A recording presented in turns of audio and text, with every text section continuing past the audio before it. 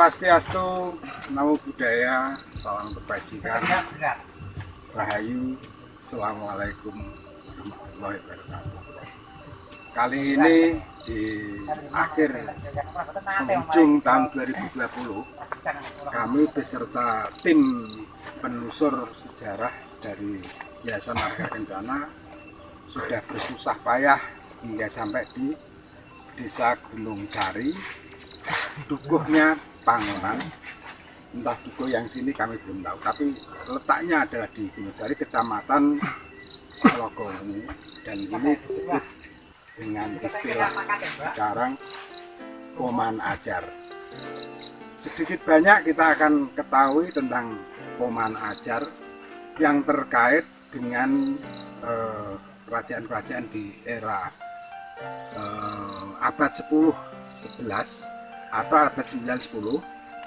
Nanti penjelasannya akan disampaikan oleh narasumber, dan di samping saya ada Bapak Joko Wahyono, Dr. Joko Wahyono, yang akan memberikan keterangan sedikit yang terkait dengan situs Poman Ajar yang mungkin di era abad 9-10.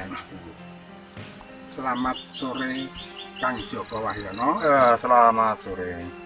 Hari ini kita menjejak tentang situs Poman Ajar di Gunung Sari, ya, Desa Gunung Sari, Kecamatan Logongu, di akhir tahun penghujung tahun 2020. Dan alhamdulillah kita sudah nyampe di sini dengan selamat, walaupun tertatih-tatih.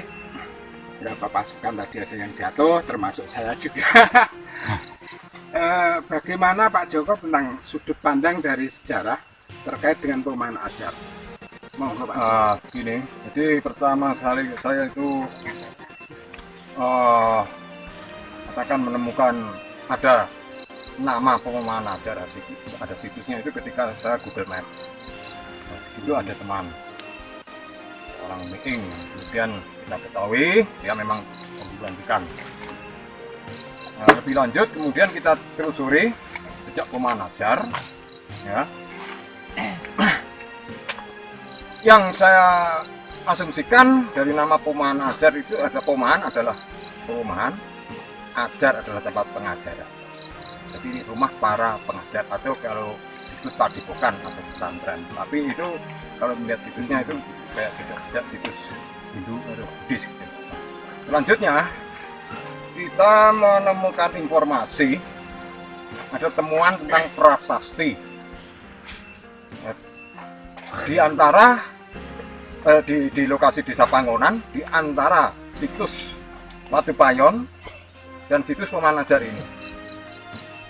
Dan menurut informasi yang penemu itu Pak Jai, seorang warga Desa Payon. Nah, dari informasi Pak Jai inilah kita ketahui bahwa prasasti itu yang sudah ditindaklanjuti oleh Balar Jogja itu disebut prasasti Vihara Punandai.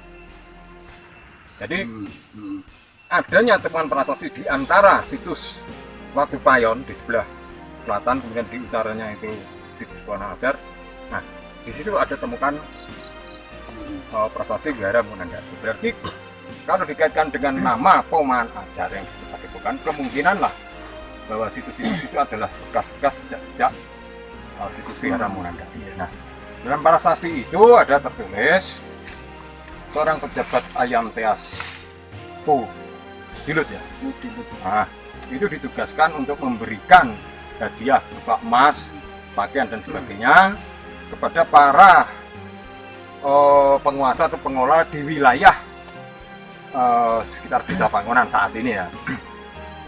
Nah, pemberian itu adalah karena sumbangsih warga setempat dalam membangun sebuah kepentingan. Nah, di masa itu adalah masa-masa kalau di angka tahun sekitar pemerintahan Watu Kuradyah Daridong, di tahun kekuasaannya di tahun ya antara 901 sampai 910 sekitar itu. Nah, dalam prasasti itu juga ada tertulis nama Watu Humalang. Nah, kalau kita telisik dari prasasti Wanua Tengah yang ditemukan di Purworejo itu Watu Humalang ini adalah Raja Mataram Hindu, Raja Medang sebelum Balitung. Jadi Watu Humalang kemudian digantikan oleh Watu Pura ya Balitung. Nah itu ada disebut itu dalam prasasti Wunandai itu tentang Watu Humalang yang wilayahnya itu disebut di wilayah sekitaran wilayah Muria gitu ya. Dan itu daerahnya berbagi dengan Kalum Warak. Ya, kita ketahui ada Raja Mataram Hindu yang bernama Rakai Warak. Jadi di masa Mataram Hindu itu wilayah Muria itu sudah di bawah Medang sejak eranya Rakai Warak atau mungkin jauh sebelumnya itu Sanjaya sampai eranya Balitung. Gitu. Jadi kalau di wilayah sini, di wilayah sekitaran sini ditemukan menurut Pak Jai, pengakuan Pak Jai adalah prasasti Wihara Wunandai, atau di situ juga disebut juga dengan ayam teas, atau mungkinkah itu kalau kita kaitkan, atau mungkin di prasasti itu menyebut ayam teas pertama, atau yang ayam teas gede ada kira-kira ada di daerah Purworejo di mana itu? Memang ada temuan ayam teas yang pertama itu di daerah Kebumen Purworejo itu ya. Nah, saya cari kemudian ada ayam teas yang kedua. Cuman belum ketemu apa itu jejaknya. Kok ini kita temukan ada prasasti Wunandai itu, cuman di situ ada tertulis ayam teas.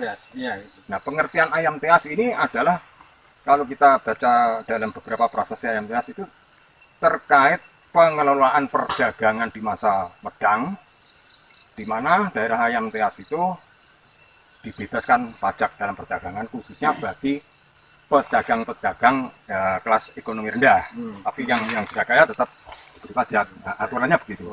Kalau pengertian ayam teas. Jadi bisa diartikan bahwa prasasti itu cikal bakal pajak mungkin. Ya berbicara masalah pajak, perdagangan juga tentang ayam teas. Akar dari perpajakan mungkin dari situ. Nah, diketahui bahwa Muria ini kan ya termasuk daerah karena letaknya di pantai utara ya, dengan lintas perdagangan antar lautan bisa saja ini daerah perdagangan. Karena ada disebut raja kaum pedagang dengan nama Sandang Garba itu yang menguasai wilayah Jepara sampai Tawi sampai Juwana. Itu eranya Ratu Sima. Ini agak melebar sedikit Pak Joko. Nah, tentang klaim ada prasasti yang tua disebut prasasti Rongkap yang oleh tim Hari Jadipati ditemukan di daerah Ngeranggah Matraman Pati sana. Ternyata ada ditemukan di Kali Pucang Gading yang itu mungkin berada di wilayah pesisir Jepara atau Demak mungkin sekitaran itu. Kaitannya dengan ini kan ada jeda waktu dari abad ke-7 atau abad ke-8 atau abad ke-9. Kalau ini kan jelas di abad ke-10. Kalau kan memang prasasti Rongkap kaitannya apa? Gini, itu memang yang pertama saya baca itu ditemukan di Kali Pucang Gading di wilayah Welahan ya. Itu pun eranya sama dengan era Balitung. Hanya dalam prasasti Rongkap itu disebut ada Puparwata yang memberikan izin pada lurah desa Rongkap untuk bukan karena ada bencana di daerah desa Rongkap itu. Nah, kemudian dari pihak Puparwata ini memberikan bantuan.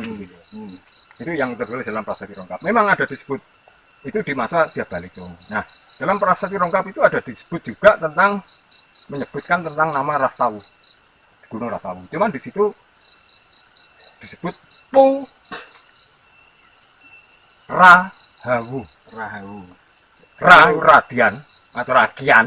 Ya sekarang kita sebut Raden Hawu. Jadi Rahawu kemudian dalam perkembangan menjadi Rahtawu. Itu awalnya. Itu ada tertulis dalam Rongkap. Dalam Dalam Wulandai juga ada. juga ada. Iya. Nah, ada nyambung juga. Ada ruwawu atau apa itu? Rawawu menjadi rawawu. Terus ada mungkil. Rawawu. Terus mungkin itu mungkin gunung mungkal itu. Ah, Mungkin ada tentang nama Watu Humalang ya. Itu sejak Rakai Panangkaran sudah disebut Watu Humalang itu vihara. Vihara Watu Humalang. Itu eranya itu era Rakai Panangkaran. Jadi di masa putranya Sanjaya itu sudah disebut ada vihara Watu Humalang. Apa kaitannya dengan raja yang dengan nama Watu Humalang? Cuman saya baca dalam prasasti yang lain itu kalau tidak salah di Warna Tengah ada disebut Bungkal Humalang. Bungkal Humalang. Nah, di sini ada Gunung Bungkal.